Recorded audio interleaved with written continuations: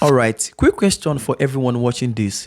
Since Tinubu became president, has your life become better or worse? I beg, drop your honest answer in the comments because there's a reason I'm asking you that question. And let us keep favoritism aside and speak the truth. This is not about attacking or criticizing anyone. So again, I'm asking you sincerely, since President Bola Ahmed Tinubu became president, has your life become better or worse? Now, for those asking, why did I ask that kind of question? It all happened when Dele Farotimi's quotes about Tinubu supporters divided Nigeria straight down the middle.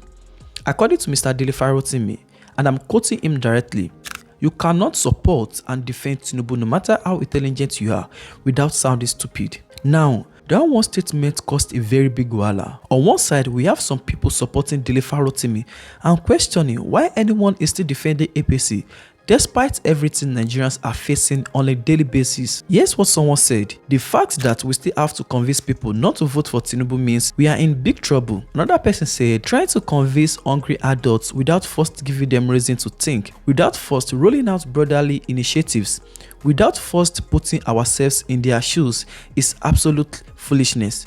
Hunger kills the reasoning faster than cancer. We are all built differently. Another person said, I have been here since 2020 and I did not say much when it comes to politics or leadership, but this Tinubu's administration has forced me deviate sometimes. It is really bad, very very bad. No sane mind with good conscience should support the APC government. And this is what the last person said. Dele Farotimi is a known critic of President Tinubu and everyone knows it. I'm only pointing this out to counter the narrative that all Yoruba people support Tinubu. Farotimi has been criticizing Tinubu from day one, and there are many other critics such as Showore. Isn't this enough to show that Yoruba people can criticize a government without considering ethnicity?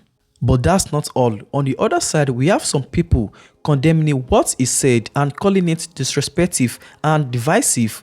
All kinds of opinions everywhere. Here's what someone said. Of course, coming from a clown who supports a man that took advice from a madman. And another person said, it is unreasonable to claim that a governor with a demonstrably poor record would serve a superior replacement solely due to personal prejudice against the incumbent. Equally mistaken is the presumption that you may determine how others must think. You may admire your preferred candidates and embrace the agendas of resentful politicians, but you cannot compel or shame others into alignment. Or more, like I said, Nigerians divided on that particular quote. But what surprised me the most was what Don Aza said when he reacted to the statement. And I want to share this with you word for word because it is something else. According to Don Aza, I recently came across a story on TikTok that perfectly captures the deep unyielding frustration currently gripping Nigeria. A man completely cut off his wedding plans all because his fiancée openly supports Tinubu. When people shocked by his decision and asked if he wasn't taking things too far, his response was cold, calculated, and deeply revealing. He said, "It takes a wicked heart to support this level of madness going on in Nigeria. If I marry her, she will only breed wicked children." It sounds extreme, but it shows how political choices are no longer just about opinions. They are now seen as a reflection of a person's core morality and humanity. When the suffering is this real, compliance and support looks like cruelty. So, Dele, when you speak on this, I completely agree with you. See, imagine a man cancelled his wedding because of Tinubu. This country is something else. Is it their fault that we are willing to accept all the evil that they visit on us? It's not their fault. It is not the obligation of the oppressor to free the oppressed. It is the obligation of the oppressed to break his own chains. We have a duty to rebel. If we allow it to continue happening, it will multiply. What you tolerate becomes a culture. And you cannot begin to complain about the culture if you helped to build that culture. So we are all complicit because we've allowed this evil to thrive. We have a duty. Are you advocating rebellion? I have been advocating a revolution in Nigeria for over 15 years. I'm not talking about a armed insurrection where people are carrying guns, running riot on the street. But it is surely critically clear to every sentient being who can still think that our current trajectories are not sustainable. Definitely not sustainable. But the beneficiaries of this system have equally shown very clearly that they have no interest whatsoever in changing this system because it works for them. But it is also the duty of those for whom the system does not work. It is their duty to look beyond their multiple contrived divisions to find common purpose. If we can find common purpose, how many are the people holding us down? How many are we?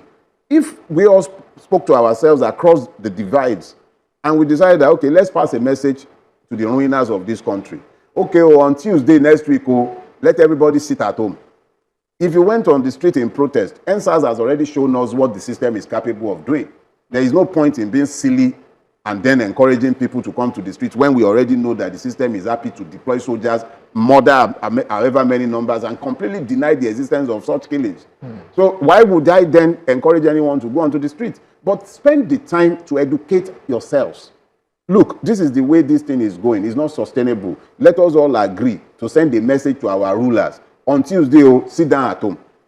If I'm not on the street, who are you going to shoot? If I'm not burning tires, who are you going to accuse of destroying anything? But the IPOP tried that. Let's get something clear. IPOP tried it, and it was very, very effective. Because if it wasn't effective, you will not have Soludo demanding that people open their store, or there will be legal consequences to staying at home.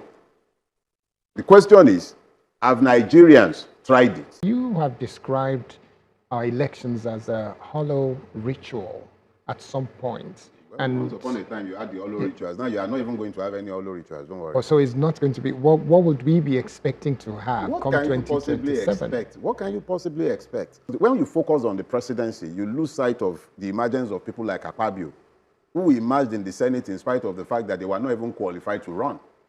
They were expressly disqualified by provisions of the Electoral Act.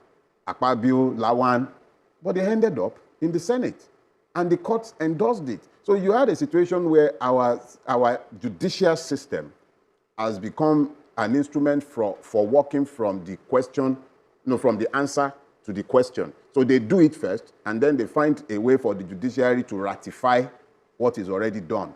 So the judiciary is no longer there to adjudicate based on law and equity. It is there to rationalize what has been done that should never be done.